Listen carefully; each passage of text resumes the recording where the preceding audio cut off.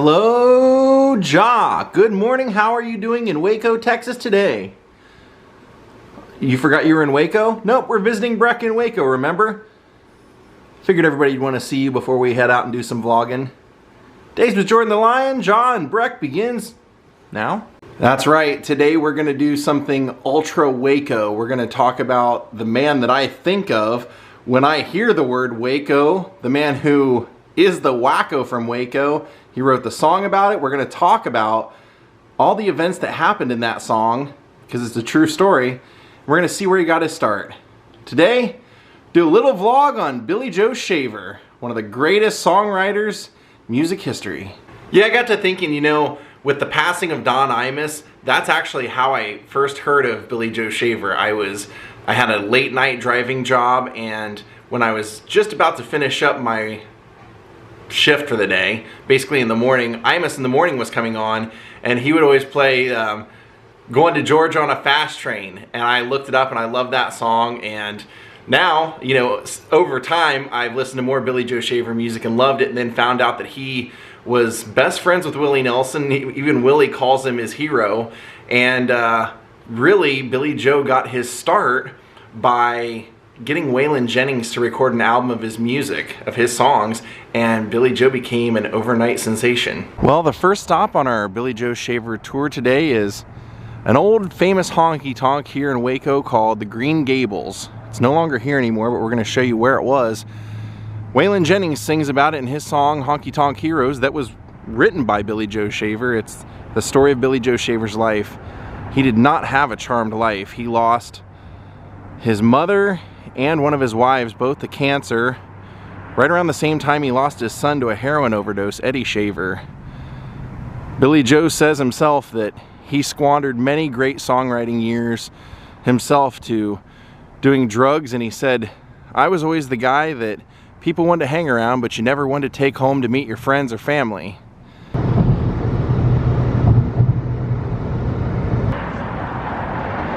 So Billy Joe SHAVER, when I tell you that he did not have a charmed life, I'm not kidding. He wasn't even supposed to be born. In fact, when his mother was pregnant, his father, as Billy Joe said, stomped the living daylights out of her when she was 8 months pregnant to make sure that she would not have him, and left her for dead. They found her in some sort of tank. Some people found her, took her to the hospital, and a month later he was born. So to say that he was meant to live this life and meant to tell these stories is almost an understatement.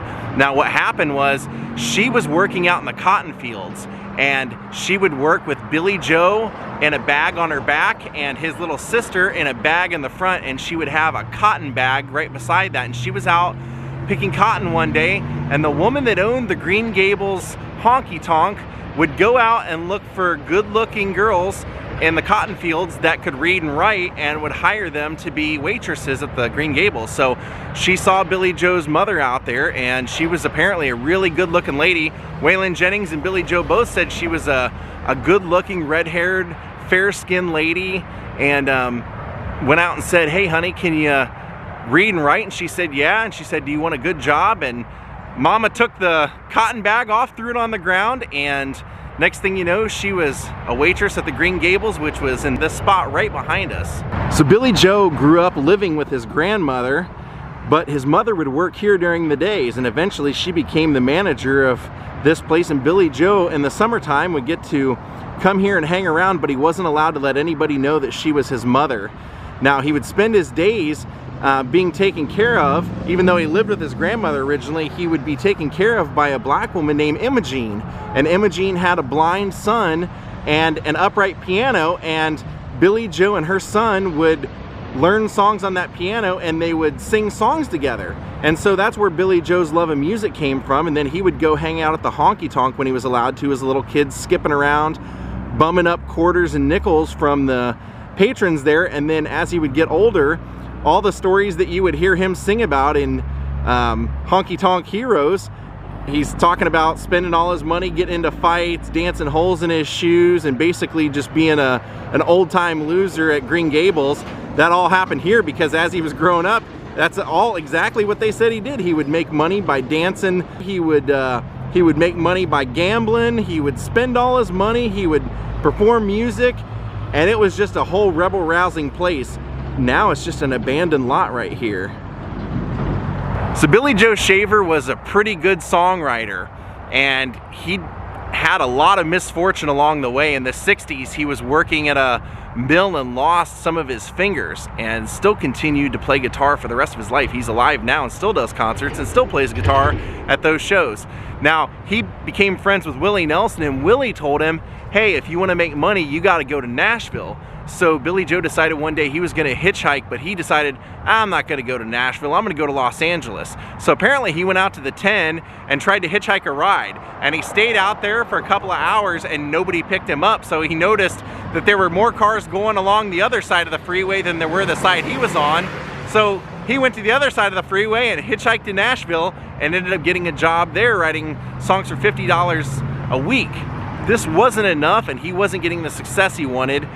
So he decided to approach Waylon Jennings a couple of times and couldn't get Waylon to really give him the time of day. So one day he went and knocked on the back door of RCA in Nashville, and Captain Midnight let him in, and Billy Joe said, you go tell Waylon I want to talk to him right now.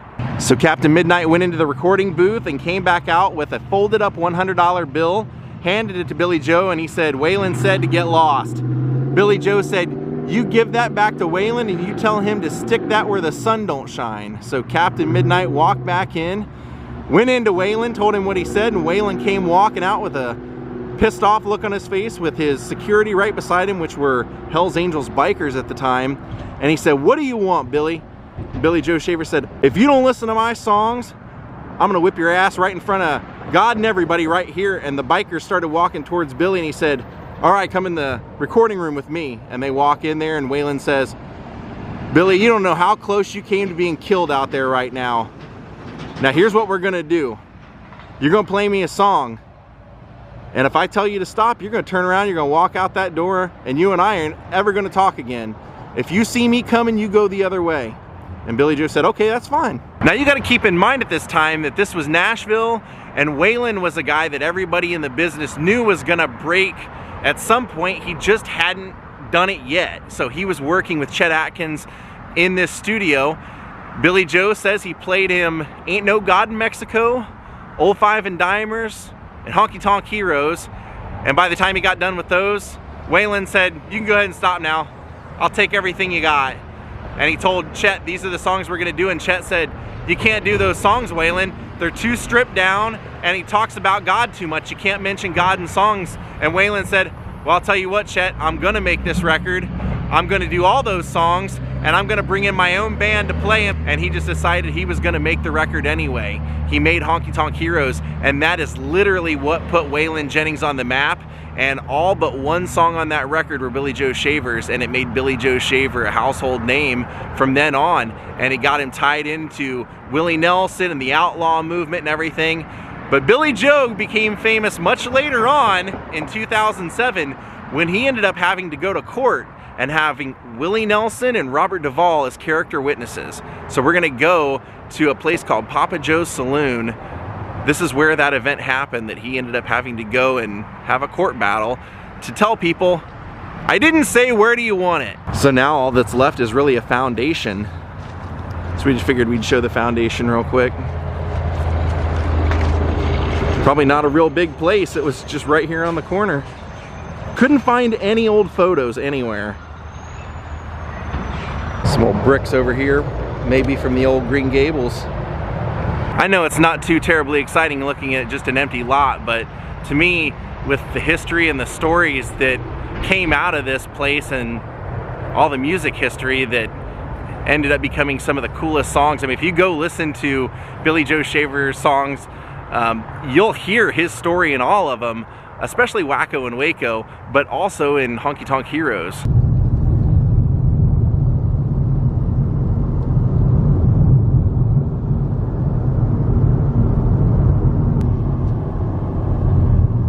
Well, right here on the sign, you can see it says, home of the Honky Tonk Heroes, a real Texas saloon.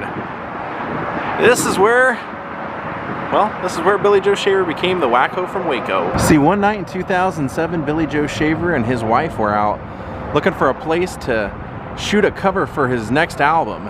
And when they were out and about looking around, they decided to pop in here for a drink. Now, he said, I'd been there before, and it was a rough place. He said, even the door in there reminds you of solitary confinement. So he went in here, went up to the bar, and got himself a beer. He said he and his wife were up there having a drink, and next thing you know, he said a guy comes walking in the front door making a commotion, holding a bottle of Jack Daniels. The guy looked like a fire hydrant. And he walked up to the bar, proceeded to pour his whiskey into everyone's glass up at the bar, whether they wanted it or not. And Billy said, I didn't like that kind of stuff. I'm kind of a John Wayne kind of guy. I don't like people doing that, but I was trying to have a good time. I let it go, and his wife went over and was playing Texas Hold'em, but he said we were getting ready to get a divorce. So he said I was kind of celebrating my divorce even though we weren't divorced yet. So he said this guy pours the whiskey into his beer and then pulls out a knife and whips it around real quick and then starts stirring his drink. And he said that really bothered me. I didn't like that. So I got up and I walked away and I went to the bathroom, and when I came out of the bathroom, that guy and my wife had their heads together talking about something, and that kind of made me mad. So I went up to him and I said, why don't you two get a room? And he said, next thing I know, you know, we're saying words back and forth to each other, and I get kind of mad. So I go walk away. I come outside, come out front, but then I start getting mad again, and I walk back in and I say, you know what? I want you to apologize. And he didn't want to apologize. So Billy Joe said, well, I'm from Texas, so you can't let this stuff go. So I said, let's take it outside. Breck and I are gonna go on in and take a look at this place and see if we can't show you the insides of this. And then we'll go out back and tell you how this story continues. So let's go on in and see what it's like here, huh? Papa Joe's Saloon. So there's the infamous bar up there. They said they've remodeled a little bit since, but this is where the bar and everything was when it happened. They call it the incident here. And they said it actually happened right back through here. Said originally the doors and the building ended where this cement line is. So this back here would have been the back porch. So it all happened back here. Isn't that crazy? She said, oh yeah, we get a lot of tourism because of that here. A lot of people want to see where it happened. We call it the incident. And that's the cherry on top right there. So Billy Joe said he came outside and he said, I made sure I came out first because I've been in enough fights outside to know that you don't want to come out in the dark and have somebody jump you. So he came out here and he waited and he waited and he said the guy never came out. So then he went up and looked through the door and he said, I saw the guy walking across the dance floor, walking across where the pool tables were, and the band leader that was on there that night gave him a gun. So Billy Joe said, so I went to my truck and I had a little 22 Derringer and I picked it up and brought it out here. He said, and I waited.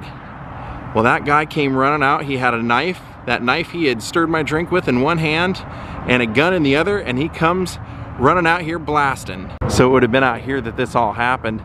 So he said the guy comes running out here. Billy Joe's right out here, and he said with the guy firing at him, he said he missed every shot, but I decided to return fire and I pulled that little Derringer up and boom, shot him right in the face. So it came out of that door running after Billy Joe Shaver. Now this ended up, basically Billy Joe said everybody that came to this place knew everybody except for me. So I hightailed it out of there and went to my secret hiding spot, and then the song was born. And that song started a legend. Billy Joe said, I got a phone call from Dale Watson. He said, Billy, can I write a song about what happened? And I said, Dale, were you there? And he said, can I write it? And again, I said, Dale, were you there? Come on, Billy, can I write the song? And he said, well, somebody's probably gonna write a song about this. Yeah, go ahead. And he said, good, because I already wrote it. And it was called Where Do You Want It? So Billy said when I ended up going to court, this caused a lot of problems because somehow he made that song a hit. And all the witnesses that were there said, well, he said when the guy came out, he pointed that gun at him and said, where do you want it? And Billy said, I didn't say that. He goes, well, I heard in the song he must have said it. So in the end, he got off completely scot-free. It was self-defense. Like I said earlier, Willie Nelson and Robert Duvall were character witnesses, and Billy Joe Shaver's lawyer actually did this for free. Ended up not charging him at all. So Billy Joe Shaver said, well, there was only one thing to do after this, and he wrote the song telling of this night called Wacko from Waco. Well, there you have it. The story inside and out. One thing I never quite understood was why this guy could just walk into a bar with a bottle of whiskey. And then when Breck and I went inside to look around and take a view, first thing they said was, what do you want? And I said something with whiskey, and they said, we don't have that here, we just have beer, but you can bring your own in. And there was the answer. Since you weren't in any of the video, do you want to say anything now before I wrap it up? This was a fun one to do. I'm glad we went to this place. This is a really cool little bar. I might have to check this place out again sometime. Well, my friends, I hope you enjoyed this vlog. If you didn't know anything about Billy Joe Shaver, I sure hope you were interested in checking him out now. Thank you, Nicola Deer, for becoming my newest Patreon, and thank you everyone for watching. We'll see you all soon. Have a great night. Goodbye.